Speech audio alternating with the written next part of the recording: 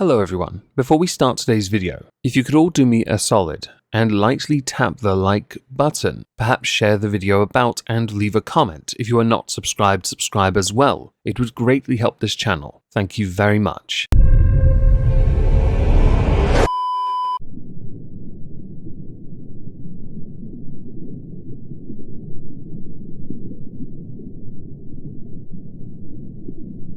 Well, isn't this just fantastic? Captain's Log, Subject 221206.4. Even here at the Halls of Injustice, we allow the residents a brief reprieve over the festive season by giving them an additional 5 seconds on the toilet that is loaded with leeches, piranhas, and anal eels. Yes, we are quite merciful. Welcome everyone to the Halls of Injustice. Today we welcome inmates number 148 to the ISO cubes. Inmate 148 is going to be with us for close to a decade because the nature of their crime is deserving of a lengthy sentence. Inmate number 148 has 2 names. The first is David Orton. The second is not David Orton. It is Danielle Rose Gemini. For this video, I'm going to call them inmates number 148. Because I don't want to be accused of disrespecting them and run the risk of someone missing the entire bleeding point of this video to hyper-focus on one detail that is important, but important in the sense of they've committed a bloody crime. They're here for close to a decade. Naturally, I don't care what anyone's gender identity, or sex is. You are a criminal, and will be treated as such here within the Halls of Injustice. Additionally, and this is a detail we need to add early on, the nature of the crime we're going to discuss is the type of crime many gender-critical women are very, very concerned about. Some might say TERF, I'm sure some are TERFs. But when we get into this, you're going to understand why I mentioned gender-critical women, along with 2 separate names, one male, one female, for inmate 148. And there is a fear that certain types of men could identify as women to target females. This is an argument raised by many women's rights campaigners who believe that biological sex is immutable and women need female-only spaces. So as there isn't much really to go on concerning the origins of inmate number 148, I'm going to start by saying that the victim was aged when the crimes were committed under 15. This happened on multiple occasions because they had what was seen to be a friendship.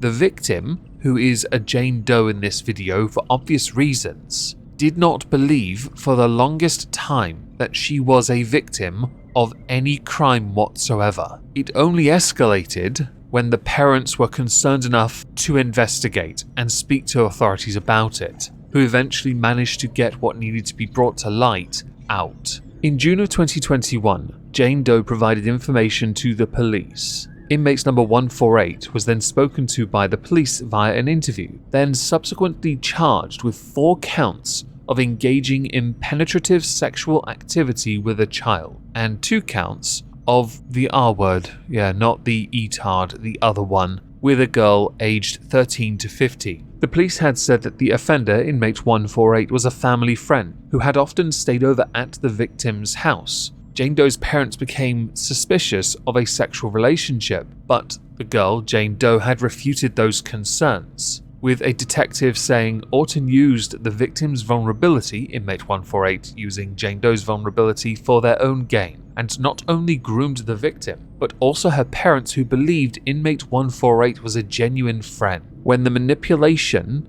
extends to the family as well, you know somebody is genuinely lacking in any empathy. And this by extension makes inmates number 148 incredibly dangerous. For this next part, I want to tell you about the laws of the charges that inmates number 148 faced, with the first being engaging in penetrative sexual activity with a child. The law for that is the Sexual Offences Act of 2003. There are other things as well. You have Chapter 7 key legislation and offences from the CPS, Certain regions of the country also have child protection procedures, like West Midlands for example. With the Sexual Offences Act of 2003, we go to Part 9, Sexual Activity with a Child. A person aged 18 or over, so inmate number 148 being 25, commits an offence if A. he intentionally touches another person, B. so Jane Doe, the touching is sexual, and C. either Jane Doe is under 16 and A. inmate 148 does not reasonably believe that Jane Doe is 16 or over, or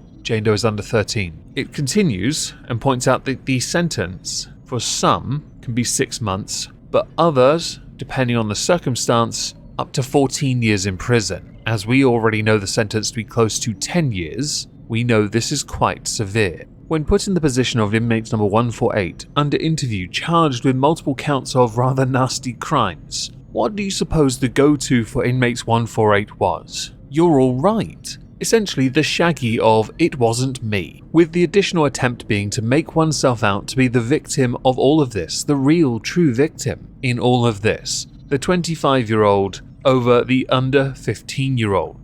Interesting. There is an additional detail I've left out so far. The damage done between the parents and the daughter was quite severe, to the point she couldn't go to them because inmate 148 was manipulating Jane Doe to push away from them so inmate 148 could have their way with Jane Doe, which is why they didn't believe themselves a victim for as long as they did. The additional detail though isn't that. It's that inmate number 148 got Jane Doe pregnant at the age of 14. This is where we know for certain Jane Doe is not a victim. So allow me to explain to you, inmate 148, why Jane Doe is the victim in all of this. Because a child under the age of 16 in the United Kingdom cannot knowingly consent to sexual activity with a grown-up.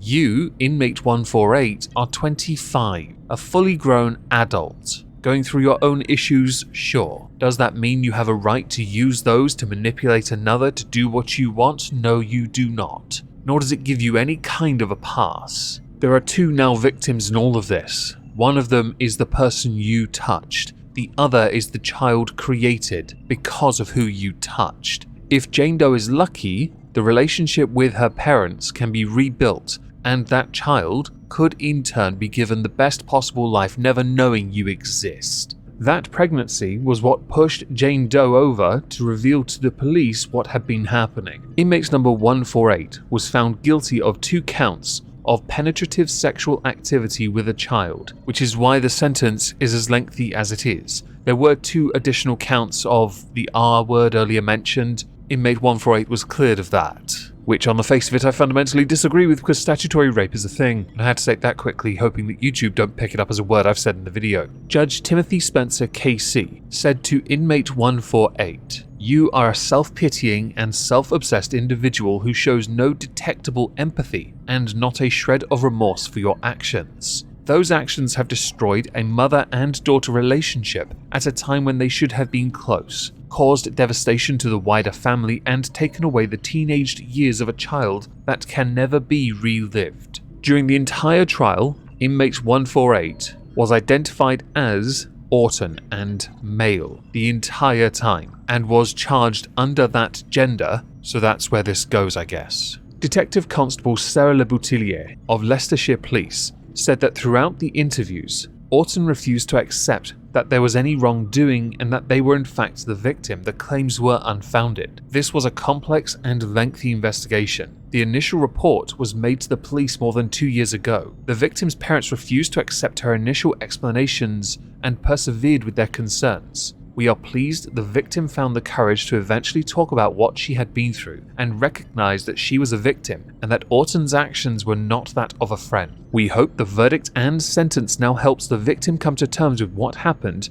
and try to put that time behind them, and also reassures her parents that they did the right thing by coming forward. Inmates number 148, aka David Orton, aka Danielle Rose Gemini, was sentenced to 9.5 years in prison and will serve that time in a men's prison. That is important. Just a thing though, you identify as trans woman. Okay, you're also an S.A offender. The lowest of the low when you consider a minor in a prison. But you also want to be female. Your fellow inmates already have you at the lowest of the low on the totem, pole, the ladder, as it were. This is not going to do you any favours.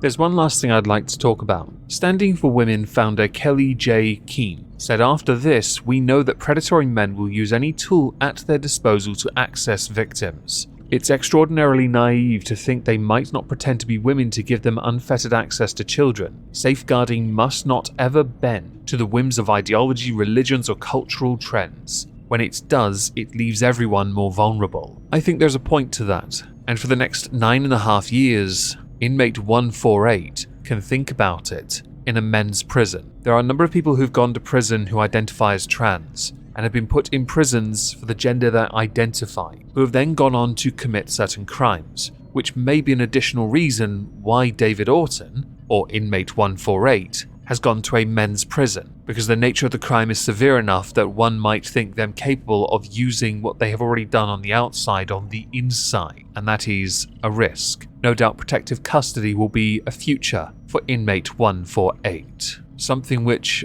they don't deserve, quite frankly. We here at the Halls of Injustice firmly believe once you've committed these kind of crimes, removal of genitals is one, you get to watch them decompose in a glass container that you can't break into, and you become eunuch. No need to worry about that pesky gender dysphoria, because you're a eunuch now. Congratulations. Do tell me what you all think about this in the comments, as we don't get many comments in these videos, and I'd greatly appreciate it. Drive up the engagement, it really helps this channel. Thank you.